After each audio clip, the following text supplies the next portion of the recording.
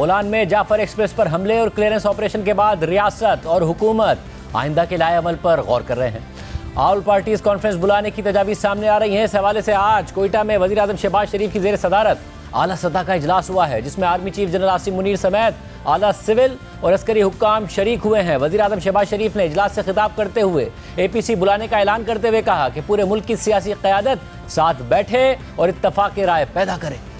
339 ہمارے پاکستانی ان کو چھڑایا گیا وہاں سے جو جرمال تھے، اور 33 دہشت گرد ان کو جہنم رسید کیا گیا۔ خدا نخواستہ پاکستان ہم سب کسی ایسے دوسرے حادثے کے متحمل نہیں ہو سکتے، اس کے لیے ہمیں سب کو مل کر اپنا حصہ ڈالنا ہے۔ دوبارہ اس ناسور نے سر کیوں اٹھایا؟ ایک ایسا طبقہ ملک کے اندر جب سے یہ واقعہ ہوا اور اس سے پہلے بھی کوئی موقع نہیں جانے دیتے۔ جس طرح کی گفتگو کی گئی وہ ایک لفظ بھی زبان پر نہیں لایا جا سکتا۔ یہ کسی کو لائسنس نہیں دیا جا سکتا کہ جو لوگ، جو ہمارے جوان جو سردوں پر جا کر دشمن کو اڑائیں اور خود گولی کھا کر اللہ کو پیارے ہو جائیں، ان کے خلاف ہم زہریلا پروپیگنڈا کریں۔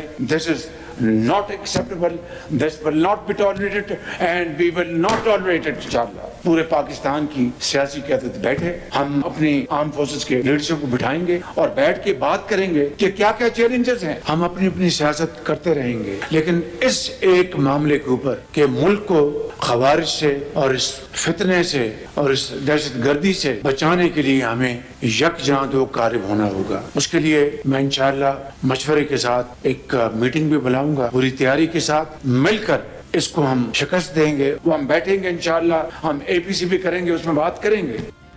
اس کے علاوہ آج قومی اسمبلی کے اجلاس میں بھی جعفر ایکسپریس حملے کے حوالے سے متفقہ مذمتی قرارداد منظور کر لی گئی۔ قرارداد میں دہشت گردی کے خاتمے کے لیے ہر ممکن قدم اٹھانے کے عزم کا اعادہ کیا گیا، جبکہ ایوان میں دہشت گردی کے معاملے پر بحث کے دوران حکومتی اور اپوزیشن اراکین ایک دوسرے پر کڑی تنقید کرتے نظر آئے۔ وزیر دفاع خواجہ آصف نے کہا کہ جعفر ایکسپریس پر دہشت گردوں کے حملے کو PTI کے سوشل میڈیا اکاؤنٹس نے جس طرح پیش کیا بس وہ ساری قوم نے پڑھا ہے۔ یہ اقتدار کی جنگ لڑ سکتے ہیں لیکن ملک کی سالمیت کی جنگ لڑنے سے انکاری ہیں۔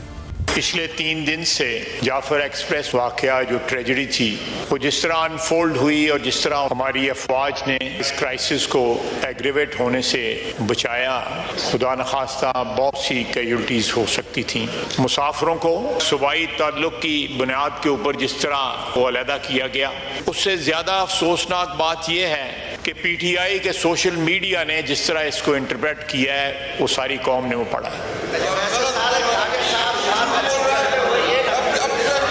آرڈر ان دا ہاؤس، وہ جو مرضی بات چاہیں، جو ایکسپنج کرنا ہوگا میں کروں گا، آپ نہیں ڈکٹیٹ کر سکتے۔ جی خواہش اس کو جس طرح انٹرپریٹ کیا گیا اور یہ فوج کی کامیابی کے بجائے کہا گیا کہ یہ دہشت گردوں نے یہ سارے بندوں کو خود چھوڑ دیا۔ یہ سوشل میڈیا پہ میں اپنی طرف سے نہیں کچھ کہہ رہا، جھوٹ ہوگا، بالکل جھوٹ ہوگا، لیکن سوشل میڈیا پہ جو ریکگنائزڈ اکاؤنٹس ہیں، جو اوورسیز لوگ بیٹھے ہوئے ہیں ان کے، انہوں نے یہ بات کہی۔ دہشت گردوں کے خلاف انکاری ہیں جنگ لڑنے کے لیے، اسلام آباد پہ حملہ کرنے کے لیے ہر وقت تیار ہیں۔ اقتدار کی جنگ لڑ سکتے ہیں جناب اسپیکر، لیکن ملک کی سالمیت کی جنگ لڑنے سے انکاری ہیں۔ میری درخواست ہے اپوزیشن بینچوں سے کہ پاکستان کی سالمیت کی جنگ لڑیں، ایک شخص کے اقتدار کی جنگ نہ لڑیں۔ تحریک انصاف کے رہنما اسد قیصر نے بھی اسمبلی میں بات کی اور خواجہ آصف کو جواب دیا۔ ڈیفنس منسٹر صاحب ہے، ہم توقع کر رہے تھے کہ وہ کوئی بھی بات کرے گا، واقعات ہے اس کی ڈیٹیل بتائے گا اور پارلیمنٹ کو اعتماد ملے گا، لیکن ان کی دل دماغ پہ PTI سوار ہے، سوشل میڈیا سوار ہے۔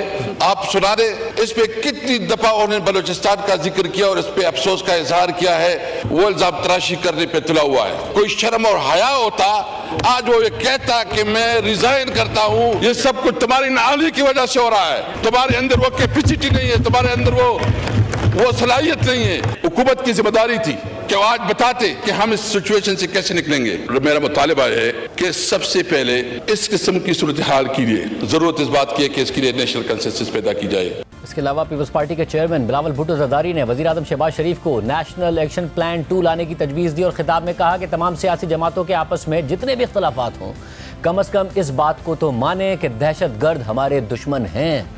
جب ایک ایسے ثانیہ، ایک ایسے واقعہ ہوا جیسے APS کا واقعہ تھا، ہم نے اپنا سیاست کو ایک طرف رکھ کے قومی مفاد کو ترجیح دی، نیشنل ایکشن پلان کو انڈورس کیا चारों सूबों में इनसे मुकाबला किया और पाकिस्तान से इस नेटवर्क को हम कहते थे और फख्र से कहते थे कि हमने दहशतगर्दों की बैकबोन तोड़ दी है। हम कम से कम आज ये तय कर दें कि जो तमाम सियासी जमातें इस हॉल में मौजूद हैं, एक दूसरे के बारे में जो भी समझे, हम ये मानने कि ये हम सब का दुश्मन वो दहशतगर्द है जो कल के वाक़ये में मुलव्वस थे और जो कोई दहशतगर्दी का वाक़या में मुलव्वस होगा।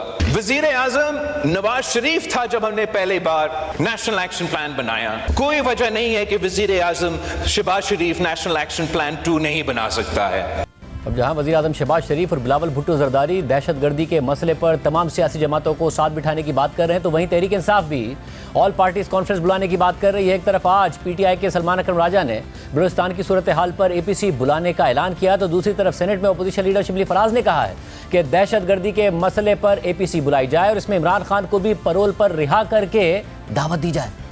हम खुद ऑल पार्टीज कॉन्फ्रेंस बुलाना चाहती हैं। कल मैंने खुद ये तजवीज़ पेश की है कि पीटीआई एक ऑल पार्टीज कॉन्फ्रेंस बुलाए। हम बिल्कुल ये बुलाएंगे। हमारी अख्तर मेंगल साहब से बलूचिस्तान की दीगर जो जमातें हैं उनसे गुफ्तगू जारी है, सिंध की जमातों से गुफ्तगू जारी है।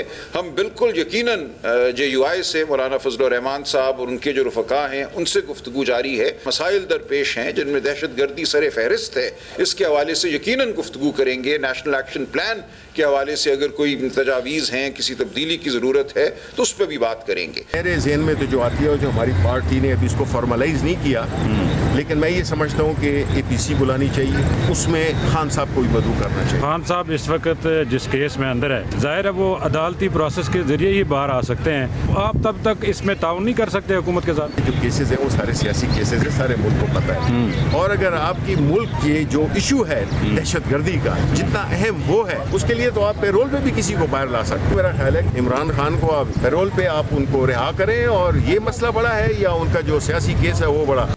साथ ही आज सिक्योरिटी ज़राए से क्लियरेंस ऑपरेशन में हलाक किए गए दहशतगर्दों की तस्वीर मंजर आम पर लाई गई हैं।